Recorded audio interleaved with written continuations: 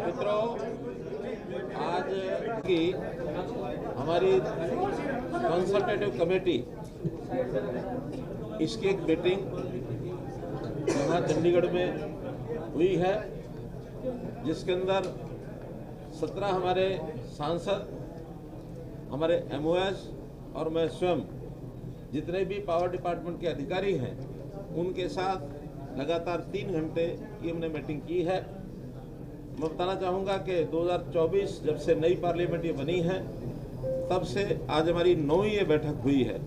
हर बैठक में अलग अलग विषयों पर हम चर्चा करते हैं, right from generation, transmission, distribution और फिर हर प्रकार के पावर के सेक्टर, चाहे वो थर्मल हो, हाइड्रो हो, सोलर हो अथवा विंड हो, हाइब्रिड हो, न्यूक्लियर हो, हर प्रकार की चीज़ों पर विचार करते हुए समय समय पर उन विषयों में जो जानकारियाँ नई मिलती हैं हम मेंबर पार्लियामेंट के साथ साझा करते हैं।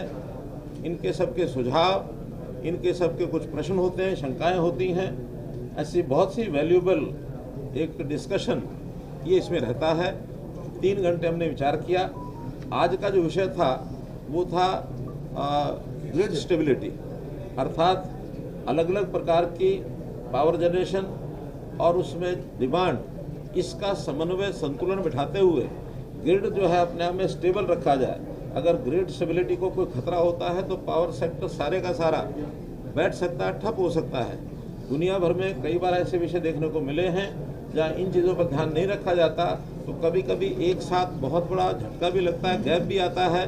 विदेशों में भी कई घटनाएं हुई हैं, हमारे देश में भी कभी कभी ऐसी होती हैं। पिछले दिनों में गुजरात में घटना हो गई थी।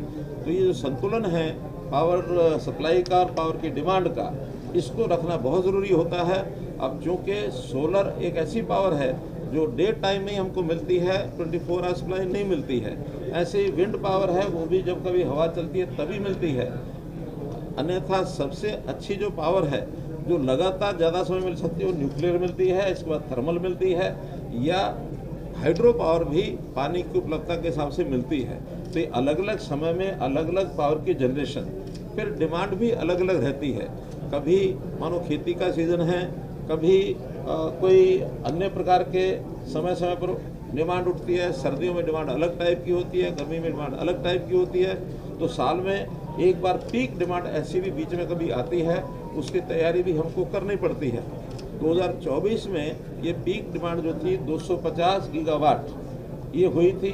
बहुत मामूली 0.01% डेफिसिट हमारा उस समय रहा था, वरना हमने पूरा समय पावर को साल भर ठीक रखा था।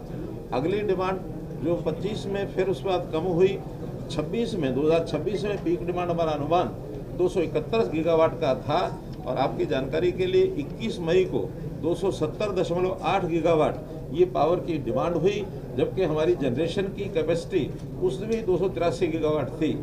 अर्थात हमारी टोटल जनरेशन कैपेसिटी से भी डिमांड कम रही, हम उसको ठीक से पूरा कर पाए, उसमें कहीं कठिनाई नहीं आई। और अगले वर्ष में ऐसा अनुमान लगाया जा रहा है लगभग 330 गीगावाट की भी डिमांड अगर आती है पीक डिमांड, उसको पूरा करेंगे।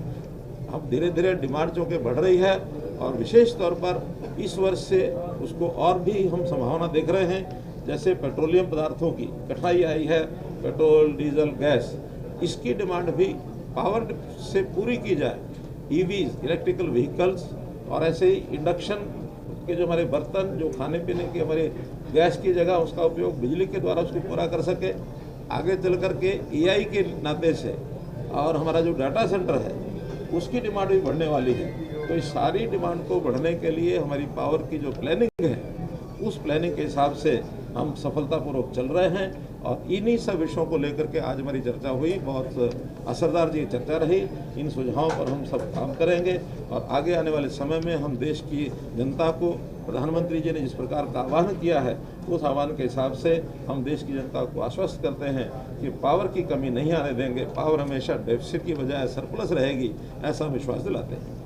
सर, हरियाणा को लेकर के तमाम राज्यों का उत्पादन, जो बिजली उत्पादन का क्षेत्र में किस तरीके का स्थिति है सर? क्योंकि अब सोलर पे भी बहुत ज़्यादा फोकस हो रहा है, तो ऐसे में राज्यों की स्थिति पूरे अलग अलग राज्यों की अलग अलग स्थिति है।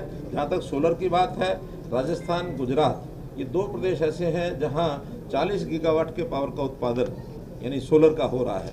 वहाँ की कठिनाई ये है कि अभी उसको इवैक्यूएट करने के लिए जितना ट्रांसमिशन सिस्टम चाहिए वो अभी अंडर प्रोसेस है, एक अंडर जिसको निर्माणाधीन कह सकते हैं, कुछ समय और लगेगा।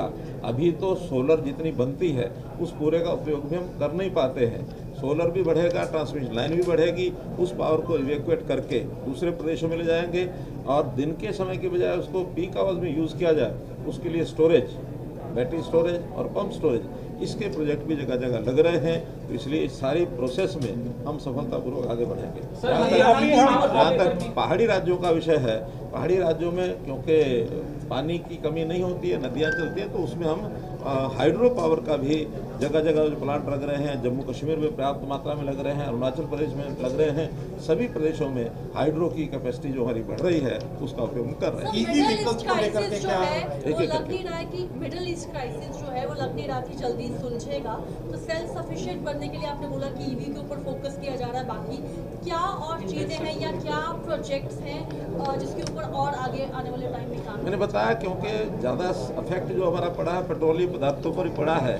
हमने जैसे प्रधानमंत्री जी ने सब अपील भी की है कि हम अपनी इसकी कंजम्पशन कम करें, तो कंजम्पशन कम करने का एक ये है कि हम सामूहिक जो हमारे पब्लिक ट्रांसपोर्ट सिस्टम है उस पर आएँ, शेयरिंग करके चलें, गाड़ियाँ कम चलाएं। वहीं दूसरा है ईवीज़ के ऊपर फोकस अब कंपनीज का गया है, तो इलेक्ट्रिकल व्हीकल्स का जैसे जैसे प्रचलन बढ़ेगा वैसे वैसे जो हमारे चार्जिंग सेंटर्स हैं वो हम बढ़ाएंगे और उसके बाद बिजली की जो ज़रूरत पड़ेगी उसको पूरा हम करेंगे। इसलिए कोई और कठिनाई, जहाँ तक गैस का विषय है, गैस की अगर आवश्यकता पड़ने पर बिजली द्वारा चलने वाले जो हमारे रसोई के इम्प्लीमेंट्स हैं, जितने भी इंडक्शन के बर्तन हैं, चूल्हा है, बाकी सब चीज़ें बिजली पर अगर चलेंगी तो उसकी पूर्ति भी हम करेंगे। इसके अलावा कोई वेस्ट एशिया का जो डिस्टर्बेंस है पावर में, इसके नाते से और कोई। सर अभी ये सोलर सिस्टम जो है आम आदमी की पहुंच से अभी भी बाहर है, हालांकि रियायत गवर्नमेंट देती है, क्योंकि इसको प्रमोट करने के लिए और कोई हम और ज़्यादा सोच रहे हैं कि और ज़्यादा रियायत दी जाए ताकि आम आदमी। सभी प्रदेश इसकी अपने अपने स्तर पर योजना बना रहे हैं। MNRE की स्कीमें हैं जो सब बताई जा रही हैं, उसके अंदर पर किलोवाट सोलर पावर पर 30,000 रुपये का जो कंसेशन दिया जा रहा है, साथ में स्टेट्स ने भी उसको टॉपअप किया है। जैसे मुझे कल हरियाणा के लोगों ने बताया कि 20,000 रुपया पर किलोवाट के पर एक सोलर सिस्टम के हिसाब से उन्होंने टॉपअप किया है। और भी आगे चल करके बैटरी युक्त स्टैंड अलोन ऐसे जो सिस्टम है वो लगे, इस पर और भी स्टेट्स भी सोच रही हैं, सेंटर भी सोच रहा है। अगले समय में इसको और तेज गति दी जाएगी, ऐसा हमारा MNRE डिपार्टमेंट जो है उसका कहना है। सर 1 जून से सोलर में बताया जा रहा है कि DCR पैनल्स कंपलसरी कर दिए गए हैं और उसकी कॉस्टिंग बढ़ने की बात आ रही है, और क्योंकि ये बहुत ज़रूरी है कि सोलर लगेगा तभी उत्तरी क्षेत्र का जो है अच्छी तरह डेवलपमेंट हो पाएगा। लेकिन लोग चर्चाएं चला रहे हैं कि इसके बढ़ने से बोझ बढ़ गया और बहुत लोग शायद बैकअप कर ले लगवाने के लिए, आप इस बारे में क्या सोचते हैं? ऐसा नहीं है, ये बात ठीक है कि 1 जून से ये जो प्रावधान आपने बताया है ये किया गया है, लेकिन उसकी जो कॉस्ट है वो विद इन रीच रहे, इसके ऊपर चर्चा हमने की है और इसका ज़रूर कोई ना कोई आने वाले समय में इसका समाधान निकलेगा और हम जनता के ऊपर इतना बोझ नहीं डालने देंगे जिससे जनता की अफोर्डेबिलिटी में कोई दिक्कत आएगी, ऐसा विषय नहीं आने देंगे। सर हरियाणा पावर डिपार्टमेंट की भी मीटिंग की आपने, किस तरीके की स्थिति है, कल तमाम अधिकारियों के साथ बैठे? मैं हर प्रदेश में जा रहा हूं और प्रदेश के अंदर पावर डिपार्टमेंट, हुआ डिपार्टमेंट के जो अलग अलग समय में उनकी बैठकें ले रहा हूं। पिछले 4 दिन में 4 प्रदेशों की मैंने बैठक ली है, मिजोरम है, वेस्ट बंगाल है, त्रिपुरा है, कल हरियाणा। वैसे हम सब लोग हर एक प्रदेश में जा करके वहीं पर समस्याओं का समाधान ढूंढते हैं। सर प्रीपेड मीटर को लेकर आपके विभाग ने योजना तैयार की थी, उसमें आगे बढ़ रहे हैं सर? प्रीपेड मीटर जो लोगों को स्मार्ट मीटर के रूप में, स्मार्ट प्रीपेड मीटर हर एक स्टेट को टारगेट दिए गए हैं कि स्मार्ट मीटर से ज़्यादा लगवाएं, क्योंकि स्मार्ट मीटर लगने से जो चोरी की संभावनाएं हैं वो समाप्त होती हैं।